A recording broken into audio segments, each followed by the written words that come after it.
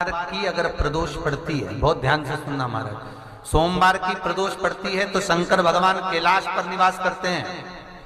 मंगलवार की प्रदोष पड़ती है तो शिव काशी में निवास करते हैं। बुधवार की प्रदोष पड़ती है तो शिव रजत भवन में निवास करते हैं। गुरुवार की प्रदोष पड़ती है तो शिव गंगा के स्थल पर निवास करते हैं। शुक्रवार की अगर प्रदोष पड़ती है तो शिव नीलकंठ पर विराजमान होते हैं। शनिवार की अगर प्रदोष पड़ती है तो शिव शमी के वृक्ष के नीचे रहते हैं। और रविवार की जब प्रदोष पड़ती है तो शिव बेलपत्र के पेड़ के नीचे निवास करते हैं। महाराज, ये एकादशी शंकर से कह रही है कि आपका स्थान ये नहीं कि आप कैलाश पर मिले, उस बार को, उस तिथि के दिन, उस अनुकूल।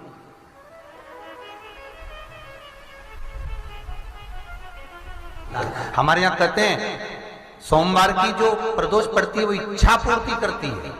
मंगलवार की प्रदोष रोग से मुक्ति देती है।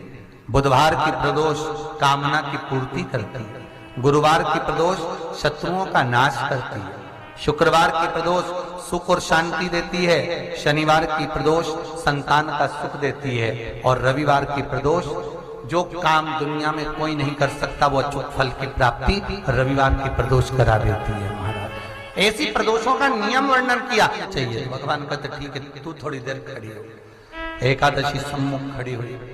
पार्वती जी ने जिस अंगुष्ठ का जल पीने के लिए लिया था हाथ में, बस पीने ही वाली थी, शंकर भगवान ने वही हाथ में जल लेकर एकादशी के हाथ में उसको देकर कहा, ले, ये मेरे द्वारा निर्मित एक व्रत है जिसे त्रयोदशी के दिन तूने मांगा है, मैं तुझे देता हूं। आज इस व्रत का फल मैं तुझे प्रदान करता हूं। अब तू जिस जीवात्मा को लेकर जाएगी उसका पाप प्रबल नहीं होगा। किसी स्त्री, पुरुष, बालक, बुजुर्ग जो भी होगा जिसने प्रदोष का व्रत करा होगा, वो जीवात्मा को तू किसी फल की कामना से नहीं, स्वतः ही लेकर चली जाएगी। उसमें कोई कामना नहीं है। बन सके जीवन में 11 प्रदोष या 26 प्रदोष करने के बाद आप उसका उद्यापन कर कर विराम भी दे सकते। पर जीवन में एक बार प्रदोष का व्रत मौका मिले, जिस कामना से, जिस दिन का भाव आपके मन में आए कि मुझे रोग से मुक्ति पाना है तो ये प्रदोष मुझे करना है, मैं रोग मुक्ति के लिए, हम मंगल, जो भी आपके मन में आ रहा है, संतान प्राप्ति के लिए शनिचरी प्रदोष, आप उसका स्मरण करें।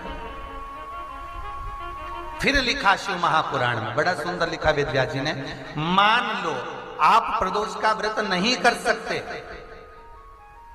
आप अगर व्रत नहीं कर सकते तो प्रदोष के दिन, प्रदोष काल में शाम का समय सूर्यास्त का कुछ पल, कुछ घड़ी के पहले से लेकर बाद तक का प्रदोष काल के अंतर्गत आप शंकर जी के मंदिर में जाकर 1 लोटा पानी, 5 बेलपत्र भी अगर समर्पित करते हैं तो संपूर्ण प्रदोष का फल आपके भाग्य में प्रबल हो जाए।